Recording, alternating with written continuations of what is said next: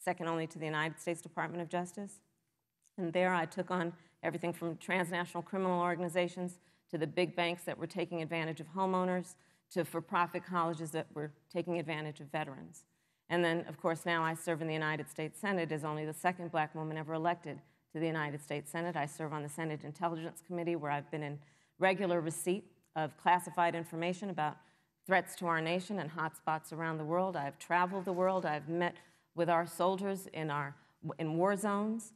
And I think Joe has asked me to serve with him because he knows that we share a purpose which is about lifting up the American people. And after the 4 years that we have seen of Donald Trump unifying our country around our common values and principles. Thank you, Senator Harris. You know, neither President Trump nor Vice President Biden has released a sort of detailed health information that had become the modern norm until the 2016 election. And in recent days, President Trump's doctors have given misleading answers or refused to answer basic questions about his health. And my question to each of you in turn is this information voters deserve to know? Vice President Pence, would you like to go first? Well, Susan, thank you. And let me say, on behalf of the President and the First Lady, how moved we've all been by the outpouring of prayers and concern for the President. And I do believe it's emblematic of the prayers and the concern that have ushered forth for every American impacted by the coronavirus. But the care the President received at Walter Reed Hospital, the White House doctors, was exceptional. And the transparency that they practiced all along the way will continue. The American people have a right to know about the health and well-being of their President, and will continue to do that. But I'm just extremely grateful and was more than a little moved by the broad and bipartisan support. And Senator, I want to thank you and Joe Biden for your expressions of genuine concern. And I also want to congratulate you, as I did on that phone call, on the historic nature of your nomination. Thank you. I never expected to be on this stage 4 years ago, so I know the feeling. But the reality is we've got an election before the American people in the midst of this challenging year.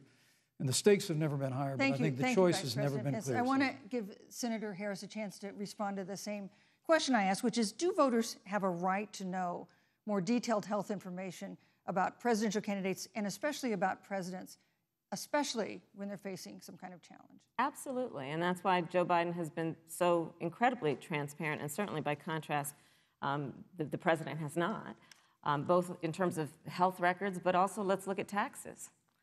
We now know, because of great investigative journalism, that Donald Trump paid $750 in taxes. When I first heard about it, I literally said, "You mean $750,000? And it was like, no, $750. We now know Donald Trump owes and is in debt for $400 million. And just so everyone is clear, when we say in debt, it means you owe money to somebody. And it'd be really good to know who the President of the United States, the Commander-in-Chief, owes money to, because the American people have a right to know what is influencing the President's decisions. And is he making those decisions on the best interest of the American people, of you, or self-interest? So, Susan, I'm glad you asked about transparency, because it has to be across the board. Joe has been incredibly transparent over many, many years. The one thing we all know about Joe, he puts it all out there. He is honest, he is forthright. But Donald Trump, on the other hand, has been about covering up everything. Thank you, Senator Harris. I want to give you a chance to respond, Vice President. Well, look, I respect the fact that Joe Biden spent 47 years in public life. I respect your public service as well. Thank you. But the American people have a president who's a businessman, he's a job creator, who's paid tens of millions of dollars in taxes, payroll taxes, property taxes. He's created tens of thousands of American jobs.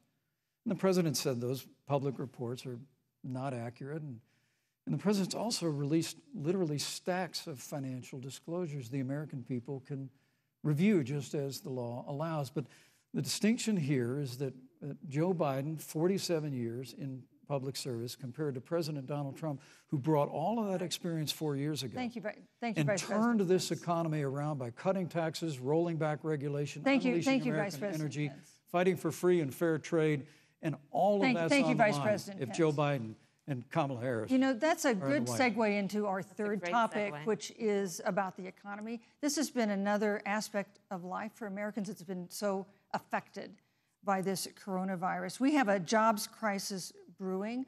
On Friday, we learned that the unemployment rate had declined